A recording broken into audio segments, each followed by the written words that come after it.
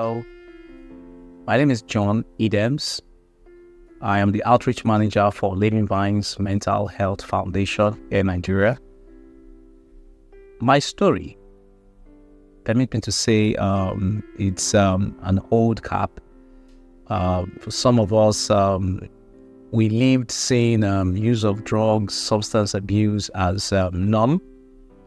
Because of the part of the state I come from. I'm from Delta State. Part of me was from Delta State. So I can trace the story back where it started from, 1991 precisely. Back then, we were on holidays in Delta State, and we were meant to go look for money. We generated money for firecrackers. So we had to go and sell sandbags. Cement bags precisely, because my dad was building his house there. So there are so many cement bags out. Somehow while we were doing this, we stumbled because we are by myself, my cousins. We stumbled at a cigarette seller's store and found a pack of cigarettes, and we started to test it. So the testing started, and before you knew it, we were caught. And rightfully, I want to say this. When children are caught doing something wrong, please don't just ignore them. Monitor them. Be sure they don't do it again. Do a follow-through check on them always. In a period of time, be sure they don't do it again. So, but that was our story. After I finished that, it started my world of addiction. And before you knew it, I had started smoking full-time. So by the time I got to at this time I was just entering secondary school. I was just in my JSS3, I guess. So by the time I was in my SS3, I was already a full smoker, and nobody knew this. So we had a security man in our gates there who would go there and go and steal cigarettes, and most of the times he would even ally with us if we give him cigarettes for food. So it was easy for us to do that. And before you know it, university came. And for someone who is already into substance use, joining anything in school was just a no, because we were like targets, since they're looking at you, where they would meet you, were places where you took substances. So before you knew it, I graduated into a higher level of substance use. And before you know it, I started using marijuana. I started taking pills.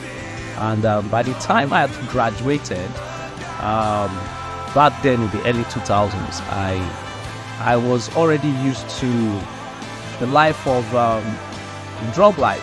Back then, I remember back then in Akirele Shita, you would go in and get all the things you want. Back then, I believe Lagos is clean now. So we continued with that. I continued with that. That didn't stop me. I got married. Thank God to my wife, she stood by me. She just believed that one day God will touch this man's heart. So being a graduate working gave me access to money, and because somehow I didn't want to fail, so I just didn't lose track. I maintained track with my job life and also maintained track with my drug life. So I continued, and before it, I was introduced to higher substances such as cocaine. I was introduced to higher substances such like even the cheaper ones like meth, which is popularly known as ice. We were introduced to it. We did all. So at a point in my life, I started realizing I was slipping away. And that was when at first I lost my marriage. So I felt, this is really going to kill me if I don't stop. And before I knew it, and this is one thing that is peculiar with people who do drugs. They hardly have money. So before I knew it, I was not having money. Every time I was never having money. So that made me lose my family interest. So they always felt, don't meet him. He's always on drugs, always high. He's always going to ask you for money. While I was working, all the employers I had then never knew I had this challenge, except for colleagues who were also into this. And permit me to say this, there are a lot of people in the world today, professionals who are users of substance that you and I do not know, because it is not written on the forehead. You only will see it maybe once in a while, you see them in their character. So I was caught in this web, and it took most part of my life, most realistic part of my life, looking at the level of exposure I started with and where I am. So sometimes I was like, why did I even gamble into this? So there was a need for me to go clean. A lot of things were already falling apart. I had the mind to even want to build a property. So I started that project. Along the line, it was so glaring that I was not going to make it if I don't stop. So my wife called me then and said she was going to leave. I had not moved then. I was still staying in a particular part of Lagos then.